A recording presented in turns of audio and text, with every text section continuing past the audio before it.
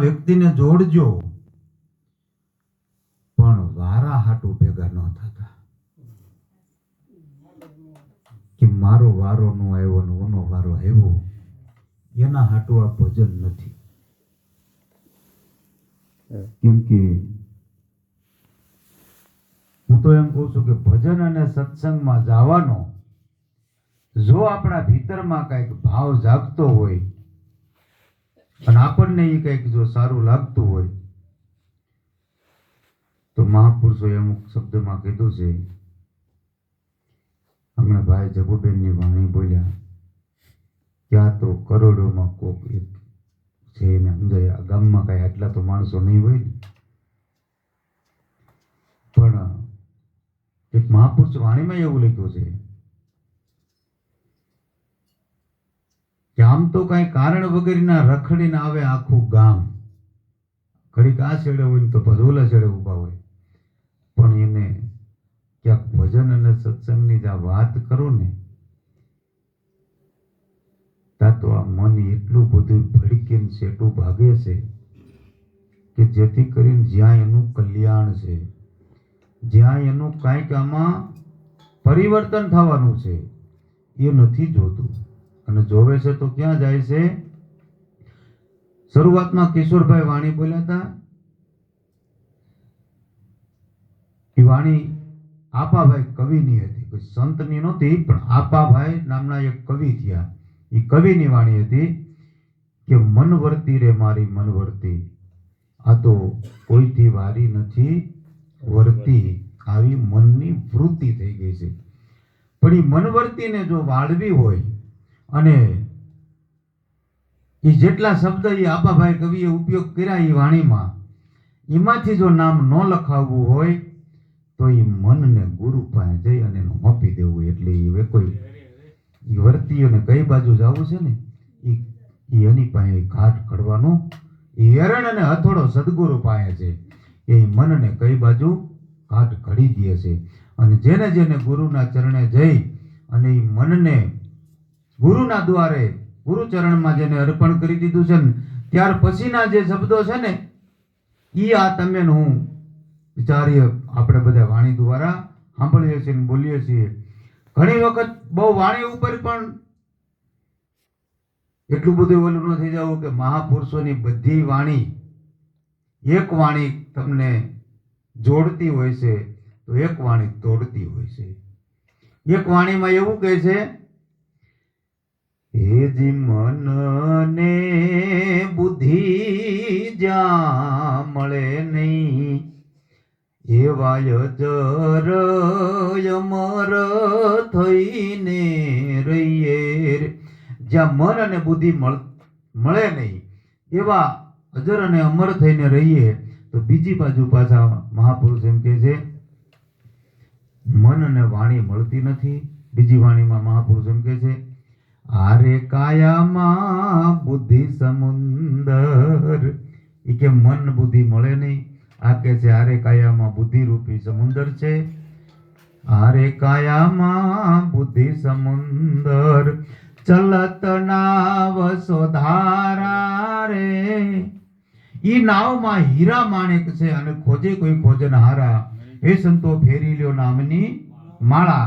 હવે આ બે વાણીની જ્યાં સુધી આપણી પાસે પારખ ન હોય ત્યાં સુધી આપણે ગાવા પૂરતા કહેવાય, બોલતા પૂરતા કહેવાય. કેમ કે આ વાણીમાં એવું બતાવ્યું કે આરે કાયામાં બુદ્ધિ સમુદર, ચલત નાવ ચોધારા. ઈરે નાવમાં હીરા માણેક છે અને ખોળે કોઈ ખોજનહારા. એ સંતો ફેરી લ્યો નામની માળા. આ સિદ્ધાંત છે ભક્તિનો. આ વાણીમાં સિદ્ધાંત બતાવ્યો છે ભક્તિનો, કે ભક્તિ કરવી હોય તો આવી રીતે છે. પછી ઓલી વાણીનું શું કહે છે કે જ્યાં મન અને બુદ્ધિ મળે નહીં. હવે મન અને બુદ્ધિ જ્યાં મળે નહીં ને ત્યાં બપુ ઈ તો સદગુરુનો દેશ છે. ત્યાં મહાપુરુષો ઘણા ઘણા બોલ્યા છે, હમ વાંચી એવું દેશ કે જહાં ગાજ રહા બ્રહ્માંડ. જ્યાં શબ્દ છે શબ્દ મિલાવા હો રહા, અહીંયા દેહ મિલાવા ન હોય. ત્યાં શરીરની કાંઈ જરૂર નથી હોતી. અને શરીરમાં જેટલું આપણે કદાચ માનીને બેઠા હોય ને એવું નથી. તમે હું વિચાર તો કરીએ કે ક્યાં મેવાડ અને ક્યાં આપણું જુનાગઢની બાજુનું સરસઈ. ગુરુનો ભાવ અને ગુરુનો પ્રેમ કેવો હોય. મીરાબાઈ એ વખતે હાલીન શેઠ સરસઈ મળવા આવ્યા અને તેથી રજાસ બાપાએ એમ કીધું હતું કે મીરા, હવે તો જે કહેવાનું હતું એ કહી દીધું અને બોધ તો મેં તમને આપી દીધો, હવે મારી પાસે બીજું કાંઈ છે નહીં. તેથી મીરાબાઈ એમ કહે છે કે બાપુ વાસ તો હાજી છે, તો હવે મારે વધારે બોધે નથી લેવો અને મારે કાંઈ નહીં, પણ જે મૂર્તિથી મારું પ્રાગટ્ય થયું છે ને એના દર્શન દુર્લભ હતા એટલે અહીંયા આવીશું મારા વાલા. એટલે સદગુરુ દેહ દીદાર જોવો હોય, વિશ્વની અંદર જો પરમાત્માને દેહ દીદાર જોવો હોય ને તો ગુરુ છે, બીજો કોઈ પરમાત્મા છે નહીં. અને જેને જેને સદગુરુ, વાતો ઘણા માણસો કરે છે, એને રંગ નથી, રૂપ નથી, અને હાવ સાચી વાત છે, એમાં કોઈ ખોટી વાત નથી. પણ એ જેને રંગ નથી, રૂપ નથી, નહીં રેખા, એને પ્રાપ્ત કરાવનાર પુરુષ રહ્યો ને એની અંદરથી તમને મને પ્રાપ્ત થયો છે, બીજે ક્યાંયથી થયો નથી. એટલે જીવન બાપા એ શબ્દની અંદર શબ્દનો ઉપયોગ કર્યો છે વાણીમાં કે ગુરુને તમે કાયામાં ગોતજો ને શું કરું મારા વાલાના વખાણ. આતા 10મા માળ ઉપર મેં દેખ્યો દેહ દીદાર. હવે શું કરીએ એ ધોળી ધજાના પ્રમાણ. ધોળી ધજાનું પ્રમાણ શું હોય? તમારી અંદર જેટલા શીલ મજબૂત, જેટલી ગુરુજીની રેણી મજબૂત, એટલું જ આ જીવન તમારું ઉજળું. બીજું બાપુ કાંઈ લાંબુ કરવાનું નથી. તો કરવાનું છે શું? તમારે દબાણ ક્યારે પડે છે? કાંઈક ખોટું કરવું છે ત્યારે ને. કોઈ પણ જીવને દબાણ ક્યારે પડે છે? ખોટું કરવું છે ત્યારે. ગુરુના વચને હાલે ને કોઈ દબાણ પડે. અને સદગુરુ કેવું સમજાવે છે. આપણો રામદેવજી મહારાજ, એની વાણીઓ ભજનો ગવાય, એ દાદા ઉગમસિંહના શિષ્ય પીર રામદેવ બોલે છે કે ચોરી જારી પરહરો તજો મદિરા માંસ, ભક્તિ કરો અલખની, ઉગમસિંહ શરણે બોલા સિદ્ધ રામદેવ કે તમે જુગો જુગ જીવો જાઓ. હવે આ કરવું નથી અને વાતો કરી, ઓલા આમ કરે, ઓલા તેમ કરે. એટલે ભાઈ આપણે કરવાનું છે. આપણે કોની હાટું ઉપદેશ લીધો છે? આપણે આપણી હાટું સમજ્યા છીએ. એટલે ખુદને ખુદનો પેલા અંદરનું જે કાંઈ છે એ કાઢી નાખો ને તો મહાપુરુષોએ કીધું અંદરથી સાફ થઈ જાય ને તો બારે કચરો ક્યાંય છે જ નહીં. અંદરથી જો સાફ થઈ જાય, મનમાંથી જો સાફ થઈ જાય તો બારે ક્યાંય છે જ નહીં. અને ઉપદેશ છે, સંતોના શબ્દો છે, એ કોઈ શાક બકાલું કે બાપા ગાજર મૂળા નથી. એને આપણે ઘણી જગ્યાએ અમે જઈએ છીએ તો ઘણી જગ્યાએ માણસો વાતો કરે છે, બાપુ સાહેબ મહારાજ આ વાત કોઈ સાંભળતું નથી. તો ન સાંભળતો હોય ને કરવી શું કામ જોઈએ?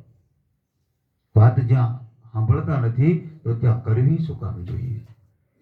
વાતની કિંમત કેવડી છે? આ વાતની કિંમત કેવડી છે? એક બાજુ ગોળ બંગાળાનો રાજાએ રાજ મૂકી દીધું. ભલા માણસો, એવડી આ વાતની કિંમત છે. એક બાજુ ગોપીચંદ રાજ મૂકી દીધું. ભડથરી રાજપાટ ને પિંગલાનો પ્રેમ મૂકી અને ભક્તિના માર્ગે ચડી ગયા. અને આપણે એમ કહીએ કે વાત કોઈ સાંભળવા માંગતું નથી તો કાંઈક આપણી કસાશ જાય છે, આપણે ક્યાંક ખામીમાં જ આવી છીએ. નકર વાત ન સાંભળે ભલા માણસો, પણ આપણે ક્યાં ખામીમાં જ આવી છીએ ખબર છે? સમજવા પેલા નથી નીકળ્યા, કોકને સમજાવવા નીકળ્યા. અખામાં તો બધાને કીધું, અમારી જેવા આચાર્યો બેઠા હોય ને એને પેલા કીધું, ગુરુ થઈને બેઠા હોય ને એને પેલા કીધું. અને એમાં જરાક નાટક કર્યા હોય, મોટી માળાઓ ને કઈક ભગવા કપડા ને તો અખાય જ આમ ધોકો લઈને કપડા ધોવે ને એમ ધોઈ નાખ્યા.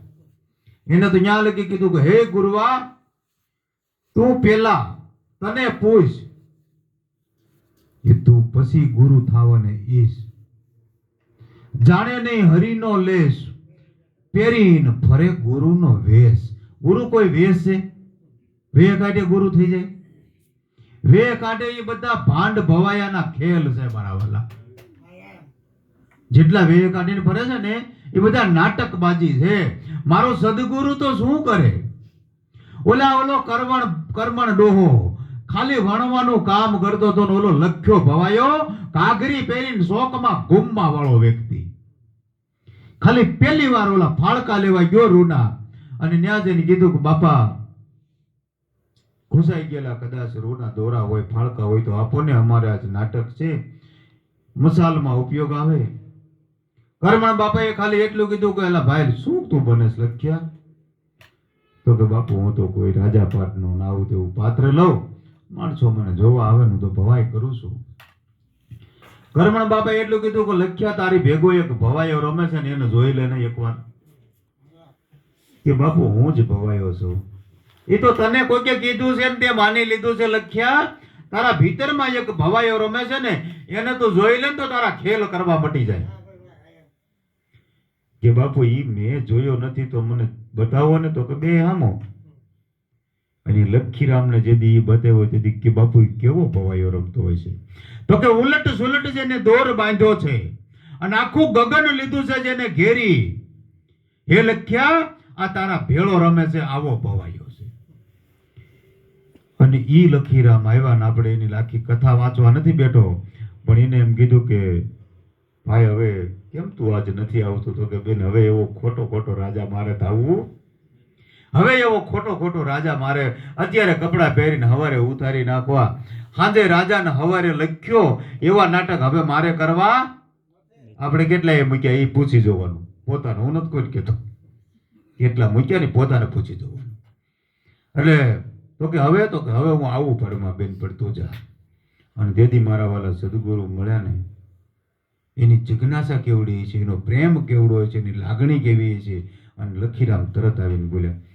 એમ તો એને કીધું નથી કે મને બોલો કરમણ બાપો મળી ગયો ને મારે આમ થઈ ગયું ને તેમ થઈ ગયું. જો શું કીધું કે બેની મને ભીતર સદગુરુ મળ્યા, મને વર્તાણી આનંદ લીલા મારી બેની મને ભીતરમાં સદગુરુ મળી ગયા. આપણે આનંદ લીલા મળે છે, આનંદની લીલા થાય છે. આપણે કોઈ દિવસ હવે મનમાંથી મોકાણે વહી જાય છે, હવે ખટપટ વહી ગઈ છે. કોકની કરવી એમાં આપણને મજા આવે છે, ક્યાંથી ઊભું થઈને વયું જવાનું મન થાય છે કે ભેગા ભળી જવી છે. જીવણ બાપા ભીમ સાહેબને મળ્યા, છતાંય હું તો એમ કહું છું જો એવા મહાન પુરુષ એ જો સંગતના કારણે એને લખવું પડતું હોય કે સેજે સાયાજી મારું મંડળું નું માને મમતાળું, હું વારી વારીને વાડે પૂરું તો પતળેલ જાય છે પર બારું. આ ઘડીકમાંય તો ગુરુ ને ઘડીકમાંય ચેલા જેવું થઈ જાય છે. હે ગુરુજી મારું મનડું માનતું નથી મમતાળું. એનું કારણ શું હતું? સમજ્યા પછી એને કોઈ સત્સંગી નહોતા મળતા, અને મળતા હતા તો બધા શાસ્ત્રો ને પુસ્તકોના ઢગલા કરી ગઈને આમ છે, ઓલો કે કોઈ આમ છે, ઓલો કે મારો ભગવાન મોટો ને ઓલો કે તારો ભગવાન મોટો. અરે ઈ કરતા અમારા બાપુ સારું સમજાવી દે, ઓલો કે આમ સમજાવે. આમાં જીવન બાપુ ગોટે ચડી ગયા. એટલે સારું કહેવાય ગુરુને પત્ર તો લખ્યો કે આવું થાય છે મારે. આપણે તો ગુરુ નહીં પૂછતા નથી. એટલે ગુરુ મહારાજે જોઈને કીધું કે આ તો તકલીફ વાળું છે. એના ગુરુભાઈ કલ્યાણ સાહેબે કીધું બાપુ કંઈક લખી દો ને. કે પણ આમાં શું લખવું? તો કંઈક લખી દો. ત્યારે એને સંદેશો લખી દીધો. અને સંદેશો લઈને આવતા પહેલા સંદેશો નથી આપ્યો. હું તો કહું છું ગુરુભાઈ હારે છે ને એ ક્યારેક બે શબ્દ કહેતો હોય છે ને તો એ આપણી હિત હશે એનામાં તો કંઈક બે શબ્દ કહેતો હોય છે. એટલે પહેલા તો ગુરુભાઈ હારે છે ને કોઈ દિવસ આમ જરાય ગુરુભાઈ એને હારે બહુ સંબંધ સારો રાખો, કેમ કે એ તમને સાચું કહેતો હોય છે, સારું કહેતો હોય છે. એટલે કલ્યાણે આવીને કીધું કે જીવણ શું કરો છો? તો કાંઈ બસ આવું આવું કરીએ છીએ ને આમ થાય જ બધું. ત્યારે એને જો ગુરુભાઈ શું કીધું, જીવણ હો જણાની વાતો સાંભળી તો એવાની એવા રહ્યા, કાંઈ ફેર તો પડ્યો નથી. આપણને કોઈ ગુરુભાઈ ઠપકો દીધો હોય તો આપણે કહીએ હવે મને બાપુ આમ કરવા નતા ને મારો ગુરુભાઈ ના પડે, નકર તો મારું થઈ જાય એમ હતું. કઈક ગુરુભાઈ નહીં, ગુરુભાઈ કઈક જોયું હોય તો કહેતો હોય છે. સેજે પછી સેજે સાયા જે ઓલે કલ્યાણ કહે છે હો જણાની વાતો સાંભળીને રહી ગયા જીવન એવા ને એવા. કાં થાવશો તમે વાંજણીઓની જેવા? કેવા ટપકા દીધા.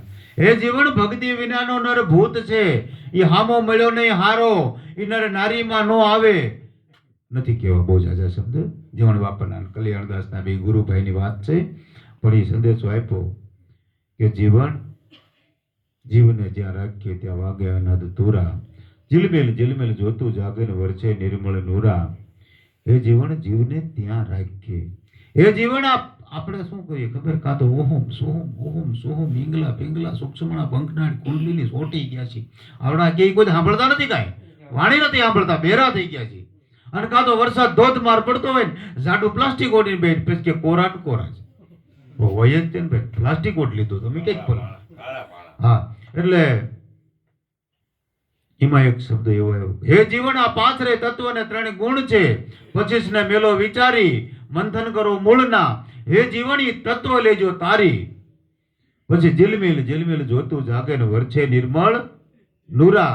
એ જીવન જીવને ત્યાં રાખીએ જ્યાં વાગે અનહદ ચૂરા. હવે આને તત્વ જે તારવાનો શબ્દ આવ્યો ને સંદેશામાં, એટલે જીવનની પાછી આમ વીજળીનો જેમ ચમકારો થાય, મોતીડું પરોવાય એમ પરોવાઈ ગયું. ઓહો, મને ગુરુએ બતાવ્યું, આ તો સંગતના કારણે હું દવ્યો ગયો હતો. પછી જીવન સાહેબને એ તત્વ સમજાઈ ગયા. પછીની વાણીઓ કેવી છે ખબર છે? જાપ અજંપા સોગર નાહી. જે વ્યક્તિ જાપ અજંપા જપવા વાળો ના પાડે છે, જાપ અજંપા સોગર નાહી, ચંદ્ર સૂર્ય ત્યાં પહોંચત નહીં, સૂક્ષ્મ ટેકસે સોગર જાવે, આપું ત્યાગે ઓગર જાવે. ત્યાં પછી બાપા બધું આખું ગગન ગાજે છે, નકરી ઝાલરીનો એક અવાજ નથી. ગયા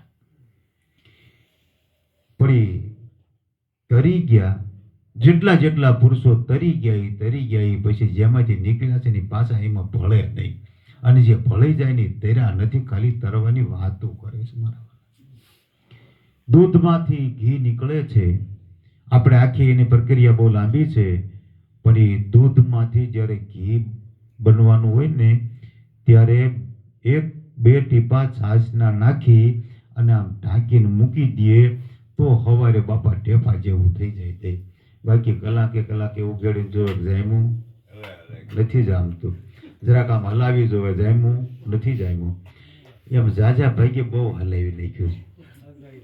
આ બહેનો માતાઓ બેઠા એને ખબર છે કે દીકરીની જોડે દાખલો છે કે ઓલા શું ઢોકા બનાવવા કેમ બનાવવા એ નથી, આપણે લોટ પાણી લાકડા કરવા એવું થઈ જાય. આ બધા ઘણા એવું થયું છે, લોટ પાણી લાકડા જેવું. એટલે 2 ટીપા નાખીને જોઈએ એમના ચીબું ઢાંકીને મૂકી દે, સવારે જોવે ને તો દહીં થઈ જાય. સદગુરુ આમાં એક શબ્દ નાખી દે છે, એની મેરવણ છે મારા વાલા, અને જે એ નામને મેળવી લે એનું જામી જાય. જાઓ, સદગુરુ શબ્દ જો આમાં ઉતરી જાય ની મેરવણ છે, એ નામ જો મેળવી લે એનું જામી જાય. જાઓ, એમાં જમાવવું ન પડે. પછી પણ જામે છે ક્યારે? કે જે પોતાના ત્રણેય માત્ર ને ખોવા માટે જે તૈયાર થાય છે ને એનું જામે છે. એમ નામ જામતું. એનું નામ હતું દૂધી મટી ગયું, એનો સ્વાદ ફરી ગયો. એટલે એનું નામ રૂપ ને ગુણ ત્રણેયનું જે બદલાવવા આમ ખતમ થઈ જાય છે ને એનું જામે છે. છતાં એમાં ઓલું ઝેરણી નાખીને ફેરવી નાખે છે ને તો બાપુ એમાં બધું જુદું થઈ જાય અને એની માથે તરવા માંડે છે. એ જીવન તત્વ લેજો તારી. તરવા માંડ્યું કે નહીં? એક નાની એવી ટાચણી નાખો સાચમાં, ખાલી 10 ગ્રામની ટાચણી નો તરે અને 1 કિલો માખણનો પીંડો તરે. તરે કે નો તરે? છતાં ઈ માખણમાં વાઈટ મૂકીને દીવો કરો ન થાય, તડતડ થઈને ઓલાઈ જાય. એનો દીવો થાય નહીં. પણ ઈ જ માખણને સૂલે ચડાવી અને કાયમિકનો જેનો ધંધો હોય, જેને તાવતા આવડતો ન કરતો એ રાતું સોળ થઈ જાય ને કકડી જાય. નો તાવતા આવડે એમાં કેટલાય બહુ બોલ કરીને કકડી ગયો છે, એટલે કોઈ સાંભળતું નથી. તાવવામાં ફેર છે, બીજો કાંઈ વાંધો નથી, વસ્તુ બરાબર છે. એટલે એ પછી પૂરું કમ્પ્લીટ ઘી જેને તાવીને મૂકી દીધું. પછી એમાં ગમે એ વાનગી બનાવો અને દીવો પણ જોત પ્રગટી એનાથી થાય છે. હવેનો જે પ્રશ્ન છે ને એ બહુ ધ્યાનથી સાંભળજો. આ દાખલો શું કામ લીધો છે ને એ કહું. જેમાંથી નીકળ્યું છે એનું નામ હતું પેલા દૂધ.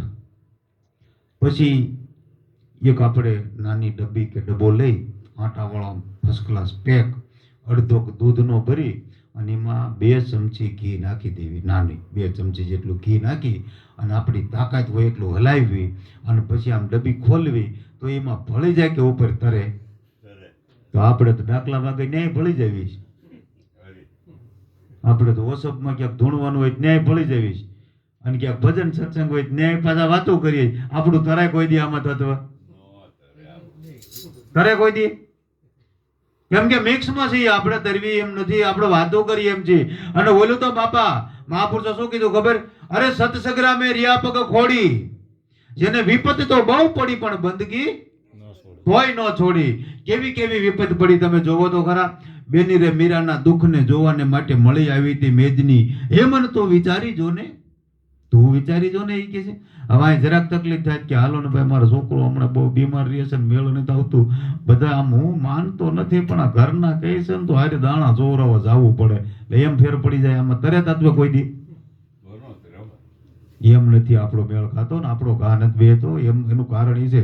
પણ હા વાચુકલું તો એ છે કે જેને તન મન ધન સદગુરુના ચરણે અર્પણ કરી દીધા હોય, ચોથું સોંપી દીધું હોય શીશ, તો એ બધું પછી રથની લગામ કોના હાથમાં હોય? સદગુરુના હાથમાં હોય કે આપણા હાથમાં હોય? એટલે કૃષ્ણને નગર ભગવાન હતા અને તોય અર્જુને આખી રથની લગામ એના હાથમાં આપી દીધી કે મારો રથ તમારે હાંકવાનો છે. એમ આપણી 5 કર્મ ઇન્દ્રિય, 5 જ્ઞાન ઇન્દ્રિય, આ 10 ઇન્દ્રિયનો જે રથ છે એ સદગુરુને સોંપી દો, તો એ કોઈ દી તમારું ગાડું ક્યાંય આમ આડા અવળું નહીં જવા દે. પણ એનું ચરણે જેથી બોલ્યા હતા ને એ બહુ મહત્વનો મુદ્દો છે. ત્યાં જેટલા જેટલા ઉભા રહ્યા છે ને, ત્યાં ગુરુના ચરણે જેટલા વચનથી બોલીને ઉભા રહ્યા છે, એને સાહેબ કબીર એમ કહે છે કે એ બધા એક ખીલાનો ઓથ લઈને પડેલો દાણો, કોઈ દી દળાતો નથી. બાકીના તો આપણે પેલા ઘંટી હતી ને આમ ફેરવતા હતા ને હાથેથી, ઈ ઘંટીમાં કેટલાય દાણા ઓરાઈ ગયા. અને સાહેબ કબીર આમ જોયું ને તો આમ આંખોમાંથી આહુડા ચવી ગયા. શું થયું કે તો કે કબીર કહે છે સલતી શક્યા દેખ કે કબીરા બેઠા રોઈ, દો પડ કે બીસ में સાબિત રહા ન કોઈ. આ જન્મ અને મરણના બે ભયડાની વચ્ચે આ જીવ છે ને પીસાઈ ગયો, સાબિત કોઈ રહ્યો? તો કે સાબિત તો પછી કબીર સાહેબે જોયું ને, ઘંટીને મોચે કરીને તો ખીલાની બાજુમાં હતા ને એ પાછા એ કોઈ દાણા નતા ખીલાના થઈ. આ પછી એને કીધું સાબિત તો ઓ નર રહ્યા જેને લિયા ખીલન કા ઓથ. એટલે જેને નામનો ઓથ લીધો છે, નામનો આશરો જેને લીધો છે, ઈ નર કોઈ દી નહીં જાવે, નહીં જાવે, નર નહીં જાવે. જેને સાચા સદગુરુના ચરણ સેવા છે ઈ નર કોઈ દી નહીં જાવે. અને આપણા મહાત્મા તો અહીંયા લગી કહે છે કે આ તમે આડાવડા દોડવાની વાત ન કરો, ખાલી એટલું કરો. તો શું કરવું? તો કે એક નાવ છે ને એમાં બેસી જાઓ. તો કે એનું નામ શું છે? તો કે નિરાંત નાવિકા નામ કી તામે બે છે આઈ, એક જ પલમાં પાર ઉતારું બોહરીન ફેરા. ઈ કે બીજી વાર ફેરો જ ન હોય. લ્યો પણ આ નાવમાં તો બેહવું જોઈએ ને. આ પાછા વાત શું કરે કે નાવમાં બેઠા બેઠા કે આવશે કે નહીં આવે.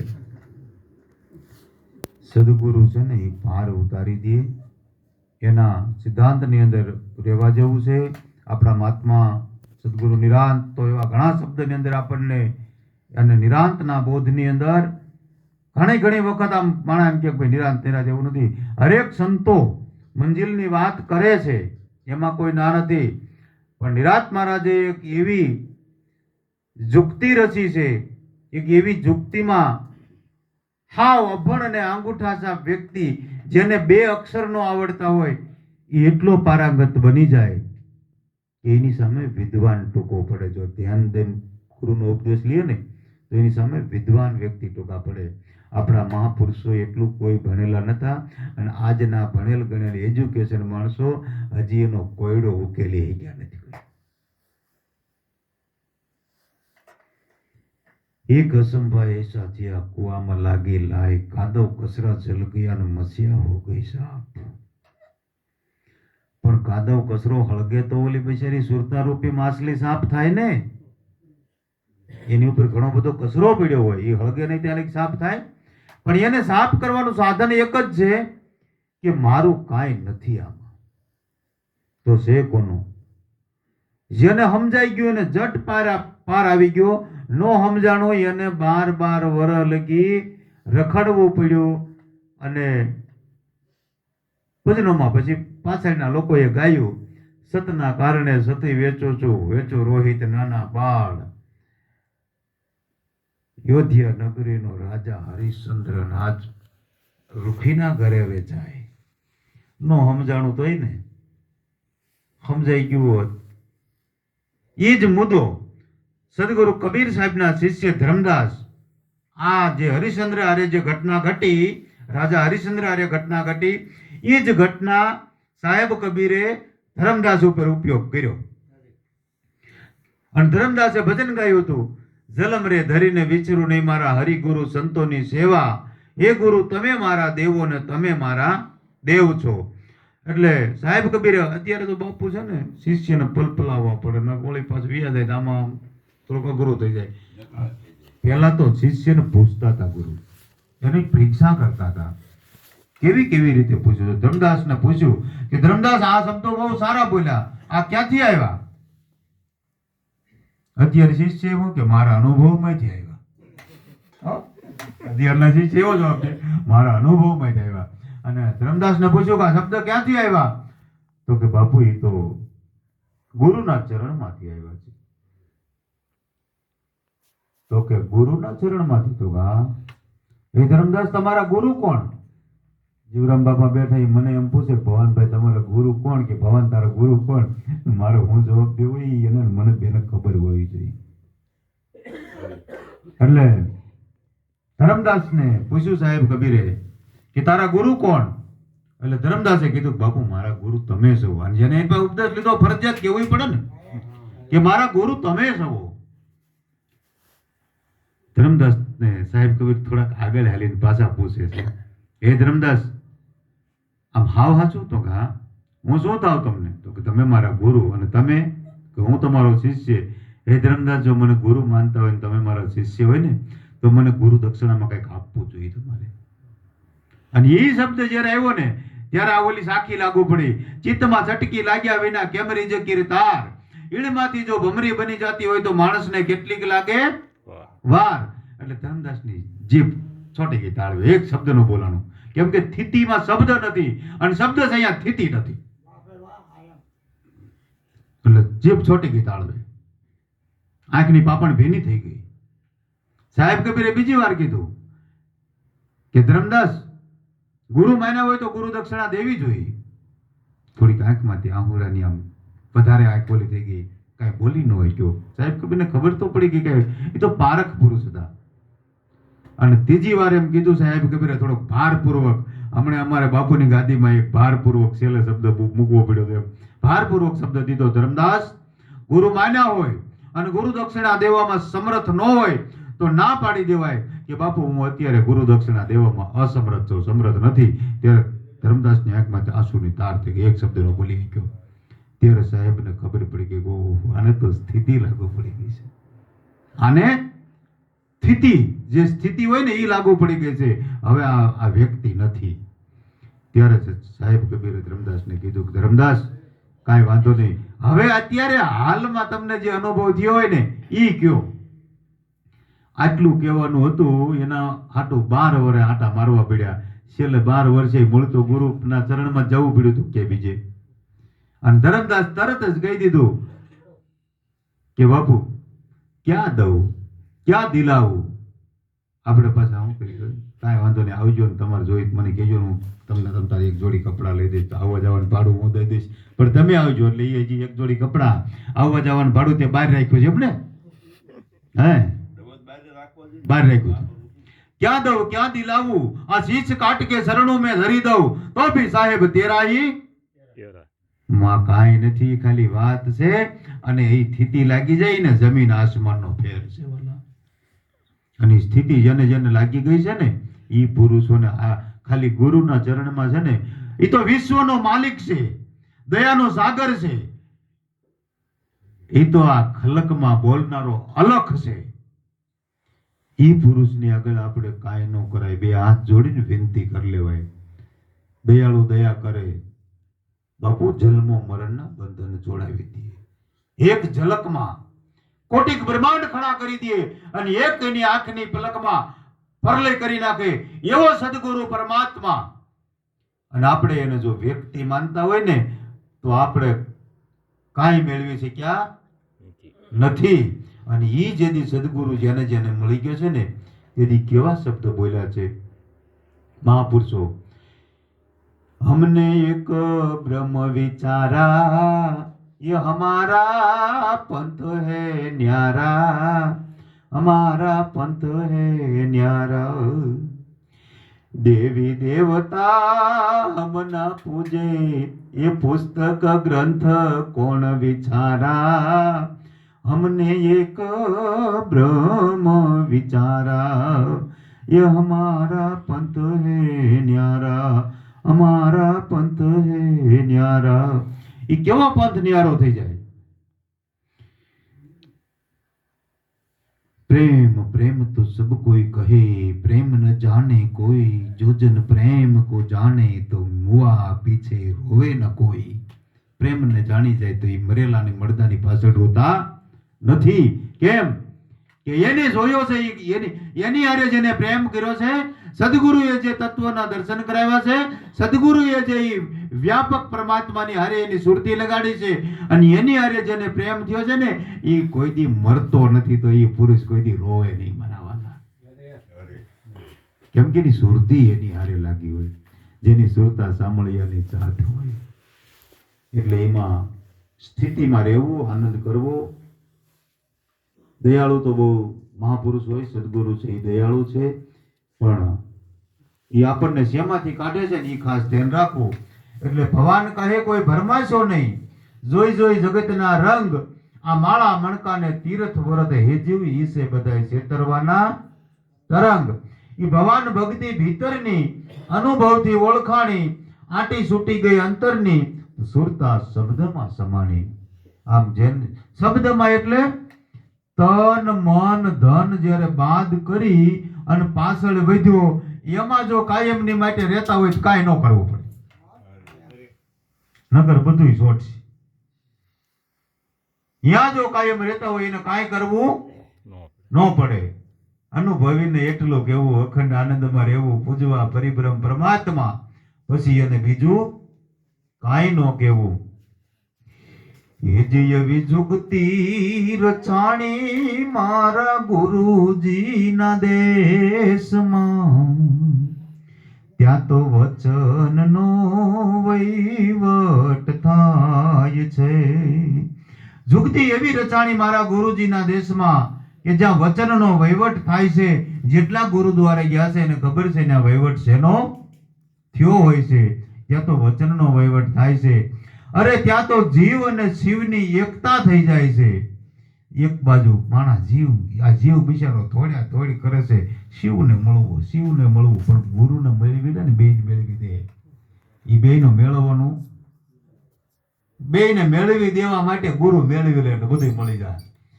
ત્યાં જીવ અને શિવની એકતા થાય છે. પછી મનની દિશાઓ મટી જાય છે. રિયવર્તીઓ એ કોઈ કિશોરભાઈ, જીવ ને શિવની એકતા જ્યાં થાય છે ત્યાં મનની દિશાઓ મટી જાય છે. પણ આમાં બેઠા છે અનુભવી ગુરુને મળેલા પુરુષો, એને ખબર છે કે જીવ અને શિવની એકતા ક્યાં થાય છે. નામ મિલા તો સબહી મિલા, सकल शास्त्रों का भेद, बिना नामे नरके गया पढ़ पढ़ के चारे. આ વાણી ની અંદર વાણી ઈશારો છે, સમજાય એના માટે હવાયું છે. પછી બીજી કડી માંગે, જળ અને ચેતનની એકતા થાય છે. આ જગત હકીકતમાં જળ ચેતનમાં એવી બથોબથ આવી છે. પણ ગુરુદ્વારે જાય ને તો જળ કોને, પેલા તો જળ કોને કેવું અને ચેતન કોને કેવું, ઈ બે ની પારખ થાય તો એકતા શેનાથી થાય છે. સદગુરુ પાસે ખજાનો છે. ઈ ખજાનો મારા સદગુરુના ભીતરમાં પડેલો છે કે જ્યાં જળ અને ચેતનની એકતા કરી દે છે. જ્યાં જળ અને ચેતનની એકતા થાય છે, જ્યાં જળ અને ચેતન નથી રહેતું ને બાપુ, તેથી બધાય માયાના ફંદ છૂટી જાય છે. આવી જુગતી રચાણી મારા ગુરુજીના દેશમાં, ત્યાં તો વચનનો વહીવટ થાય છે.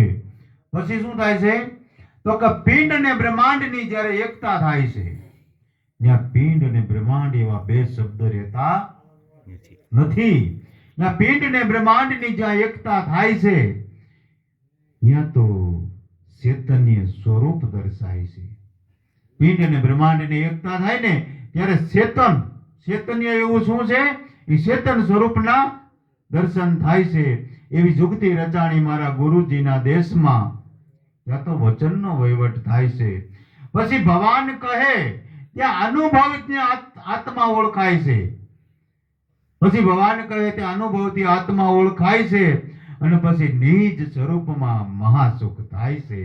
આવી જુગતી રચાણી મારા ગુરુજીના દેશમાં જતો વચનનો વહીવટ થાય છે. એટલે તમારું સ્વરૂપ જો સાહેબ કબીરના લક્ષમાં એવું તેને સત્યેક નામ સતનામ કીધું. નિરાત મહારાજે એને નામ કીધું. જીવણ બાપાએ એને મોરલો કીધો. ઘણા સંતોએ પોતપોતાને જેવો જેવો દ્રષ્ટિમાં આવ્યું છે એવું એની વાણીમાં રજૂઆત કરી છે. મને મારા સદગુરુ જીવરામ બાપુ મળ્યા પછી મારી દ્રષ્ટિમાં આવ્યું છે આ બધા શબ્દો એની દયાથી, એની કૃપાથી. સદગુરુ દયાળુ છે, એની દયાથી આવેલા શબ્દો છે.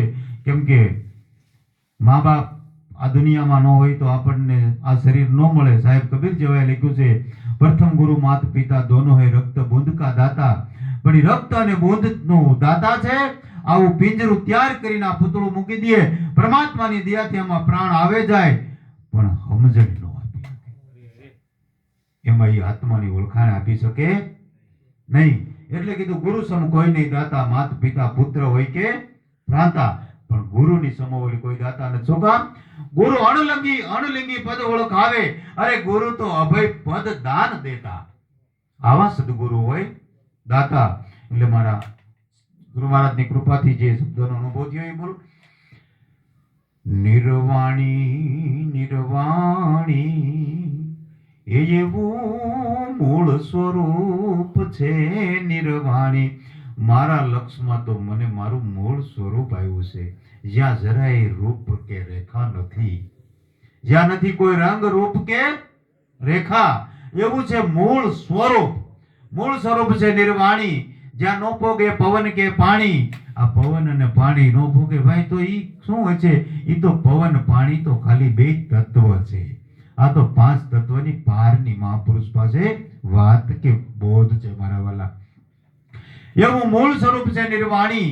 જ્યાં નો પોગે પવન કે પાણી, જ્યાં નો પોગે કોઈ વેદ ને વાણી. આવું મૂળ સ્વરૂપ છે નિર્વાણી. અરે ત્યાં પાંચ તત્વ ને ત્રણ ગુણ નહીં. ઈ પદ લેવું જાણી. ત્યાં પાંચ તત્વ ત્રણ ગુણ નું ખોખું નથી બોલતું. અને ખોખું બોલતું હોય ને તો આ પુરુષની હાજરી ન હોય ને ત્યારે પડ્યું હોય. બોલાવજો જોઈએ. બોલે ઈ આમાં આ ખોખાની ઓળખાણ નથી કરાવી. મારા દયાળુ સદગુરુએ બોલતા પુરુષની ઓળખાણ કરાવી છે. બોલન હારો ક્યાંથી બોલે, સદગુરુ એનો ભેદ ખોલે. એટલે આ પાંચ તત્વ ને ત્રણ ગુણ નહીં, ઈ પદ લેવું જાણી. આવું મૂળ સ્વરૂપ છે નિર્વાણી. જ્યાં નો પોગે પવન કે પાણી, જ્યાં નો પોગે કોઈ વેદને વાણી. આવું મૂળ સ્વરૂપ છે નિર્વાણી. પછી હું કે ત્રીજી કડીમાં જીવ ઈશ્વર ને માયા તે પણ નહીં. ત્યાં જીવય નથી, ઈશ્વરય નથી ને માયાય નથી.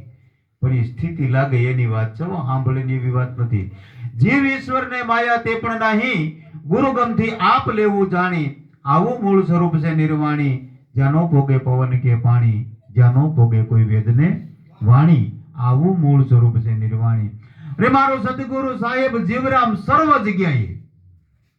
મેં તો એને જોયો છે, જગતે જેને જોવો હોય એ જોઈ શકે.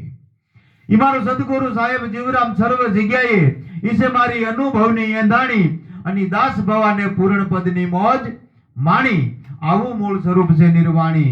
જ્યાં નો ભોગે પવન કે પાણી, જ્યાં નો ભોગે કોઈ વેદને વાણી. આવું મૂળ સ્વરૂપ છે નિર્વાણી. બીજું કઈ છે નહીં. સદગુરુ શબ્દોથી જોયું જાગી તો મૂળ સ્વરૂપમાં લહેર લાગી. બોલો સદગુરુ મહારાજની જય.